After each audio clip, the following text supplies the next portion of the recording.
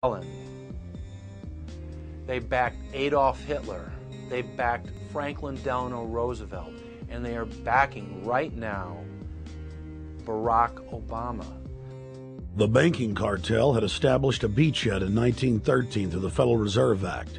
In 1947, they set up a parallel shadow government through the National Security Act. From 47 on, the national security state began the long process of absorbing federal and state bureaucracies, while at the same time undermining the constitutional power of Congress and dominating the executive branch. By controlling the issuance of currency and credit, the private Federal Reserve was able to buy up most of the Fortune 500. And if a company wouldn't sell, the bankers would unleash federal regulators to run them out of business. Private central banks in Europe, the United States, and England took taxpayer money and loaned it at over 30% interest to third world nations. The bankers would then bribe the leaders of those countries not to pay back the loans. Their third world puppets would sign agreements stating that when the country defaulted, the banks would be given all the natural resources and infrastructure of the once sovereign lands. But worst of all, the countries would pledge future taxes paid by the people in perpetuity as profit to the private banks. By the year 2000, there were few nations that had not fallen to the designs of the money power. The globalists were now ready to start their final phase of world government takeover, the destruction of the Western nations' economies.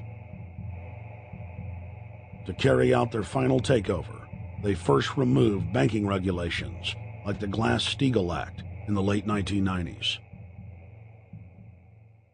This allowed their front companies to issue unlimited credit to the world and to set up colossal Ponzi schemes, the likes of which the world had never seen. The scams were advertised by the controlled corporate media as completely legitimate. Because of the fantastic returns, private investors, corporations, state and local governments invested heavily. They had taken the bait, hook, line, and sinker.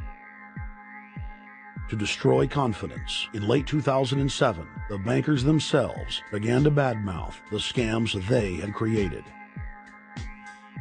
Next, the central bankers cut off the tsunami of fiat money that they had been using to pump up the bubble. When Congress and the public refused to write the finance oligarchs a blank check, the bankers began to engage in financial terrorism. They said that the world would go into another Great Depression unless their demands were met, further destroying confidence.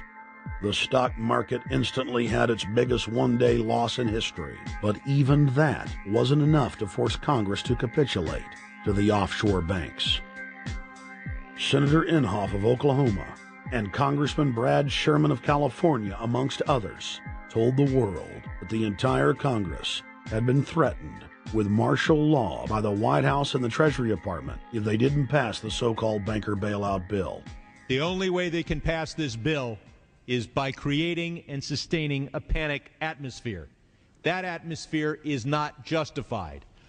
Many of us were told in private conversations that if we voted against this bill on Monday, that the sky would fall, the market would drop 2,000 or 3,000 points the first day, another couple thousand the second day, and a few members were even told that there would be martial law in America if we voted no. That's what I call fear-mongering. Unjustified. The final version of the bill was kept secret from the Congress until minutes before the vote on October 3, 2008. The Federal Reserve had promised total transparency, that every dime would be accounted for. To Democrats and Republicans who've opposed this plan, I say, step up to the plate. Let's do what's right for the country at this time, because the time to act is now. To prevent the possibility of a crisis turning into a catastrophe. After its passage, the public learned with horror that the bill was really a financial coup d'etat by Wall Street. The bill didn't just give $700 billion to the banks. It was a blank check. And as of February 2009, $9.7 trillion has disappeared into a black hole. Within 24 hours of its passage, Secretary of Treasury Henry Paulson said they were no longer going to use the money to unfreeze the mortgage market by buying bad debt. We went to Congress. Illiquid assets look like the way to go.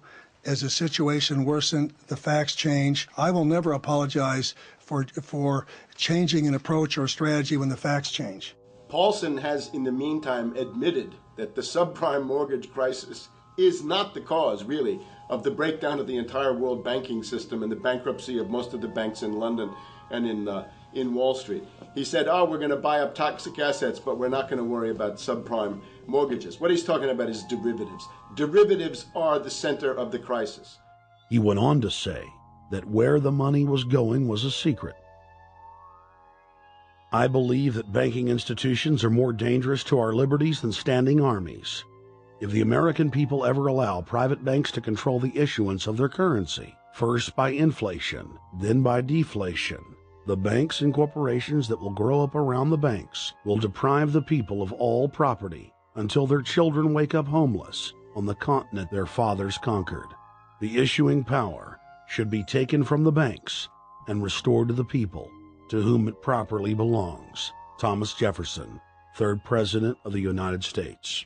Secretary Paulson came in with the Vice President and Fed Chairman Bernanke and made all these assurances that there was absolutely a critical, immediate need to get rid of the corrosive derivative products, all the different names for this, ubiquitous, sub-S retraded credit default swap, blah, blah, blah, blah.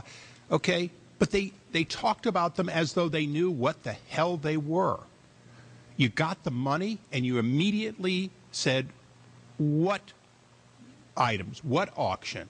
Now, the Treasury just basically cut that out of the bill.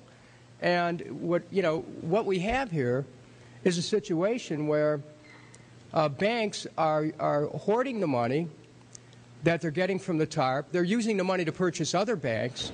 And all of a sudden, the Treasury sent a signal to the banks, forget about it. We're going to give you the money that you want, and you do what you want with it. Unless you direct it specifically, it's not going to happen. I don't think anyone questions, Mr. Kashkari, that you're working hard. Our question is who you're working for. Throughout its passage, President Bush and Senator Obama worked in tandem to get Congress to pass the bill without even having time to read it, despite the fact that in major polls, 98% of the American people were against the bill. The leadership in both parties were for it. And I really want to commend Barack Obama, because as we were involved in the this and that and different provisions of the bill to persuade people, he really gave them confidence that this was the right decision for the American people, even though it wasn't, in our view, a great bill for them to vote on. I want to take a particular moment to also thank an individual who's not here, and that is Barack Obama, who made numerous calls not only to all of us, but to members of our caucus, and helped us gather the votes on the Democratic side to pass this legislation. Bankheads then bragged to the press that they were hoarding the bailout money and using it to buy up smaller, healthy banks and insurance companies. Their plan was working like a charm. Next, the central bankers loaned the federal government back $787 billion of our own money at interest for President Obama's so-called stimulus package. And just like the banker bailout, Congress was given less than an hour to read the 1,070-page-plus stimulus bill.